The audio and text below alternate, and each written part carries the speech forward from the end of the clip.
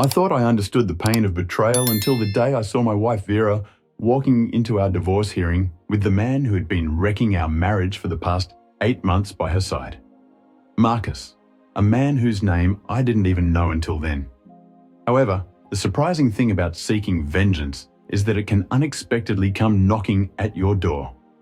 The turning point came 3 weeks prior to the court date. As I was reviewing the final paperwork with my lawyer, she mentioned something that sent a chill down my spine. Vera had chosen Marcus Holloway to be her character witness. Can you believe it? The very person who had been involved with my wife was going to speak on her behalf about her good character.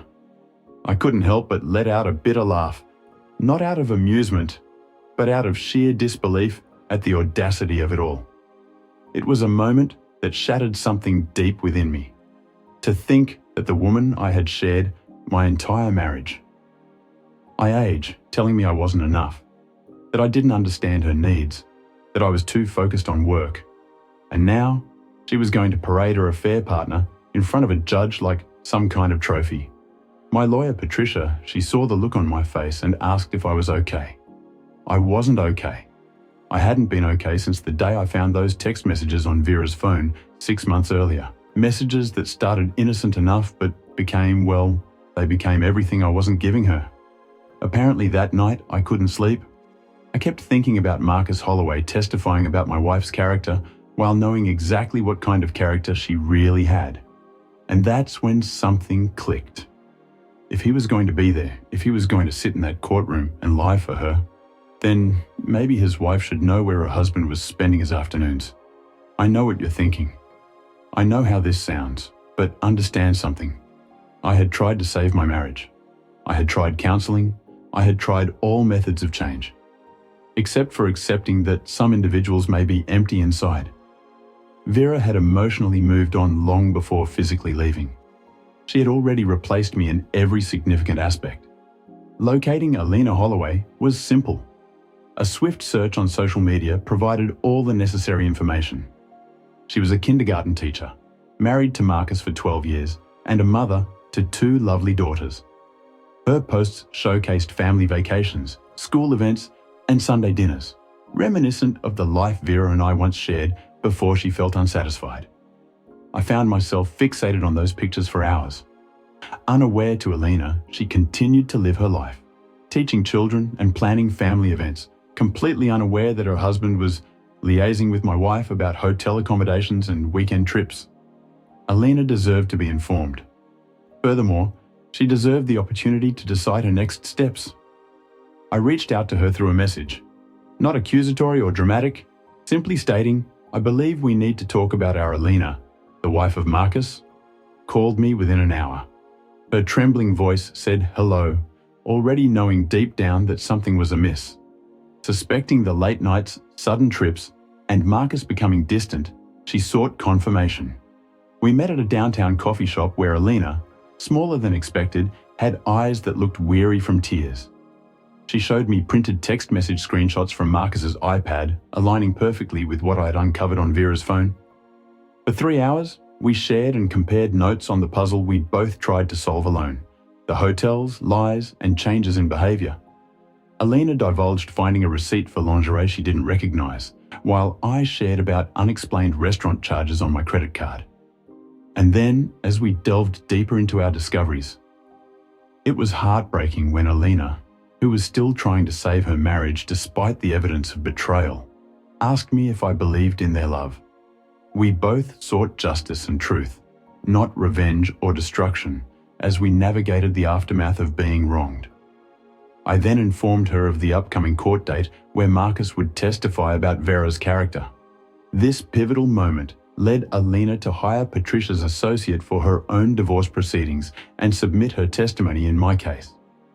On the day of the hearing, I arrived early to find Vera already present with her. Her lawyer, exuding confidence and composure, was meticulously dressed, professional yet approachable, as if she were attending a job interview rather than going through a divorce. And then Marcus arrived. He fit the image I had in mind: tall, well-groomed, a man used to getting what he wanted without a struggle. He gave a nod to Vera and took a seat right behind her. His casual demeanor and sense of entitlement turned my stomach. But when Alina entered the room, everything changed. Marcus paled, leaned in urgently to speak to Vera, and watched as Vera turned around to see the woman whose life they had been tearing apart, sitting a few rows behind her husband's mistress. Alina didn't acknowledge Marcus or Vera. She simply sat, opened her purse, and waited. The hearing proceeded with the usual discussion of asset division and custody arrangements. Then, unexpectedly, Vera's lawyer called Marcus to testify. As he approached the stand, his demeanor resembled that of a condemned man walking to his fate. Although his voice remained steady, the trembling of his hands betrayed his nervousness as he took an oath to speak the truth. He provided a testimony highlighting Vera's kindness, intelligence, and dedication, particularly emphasizing her commitment to honesty and integrity. The dynamics shifted when Patricia, during cross-examination, succinctly asked Marcus a crucial question. "Mr. Holloway, how long have you been engaged in an extramarital relationship with Mrs. Vera Thompson?" The subsequent silence in the courtroom was overwhelming. Marcus glanced at Vera, then at Alina, before meeting the judge's gaze. In that moment, he had a choice: to lie, to deny, or to confess. Aware of Alina's presence and the irrefutable evidence she possessed, he admitted in a barely audible voice, 8 months. Subsequently, Patricia summoned Alina to the stand. Approaching with a solemn composure of someone who had already endured significant losses, Alina proceeded to recount with clarity and composure the incriminating details such as text messages, hotel receipts, and a web of deceit. She recounted the painful moment when she learned of her husband's love for another woman through a stranger's message.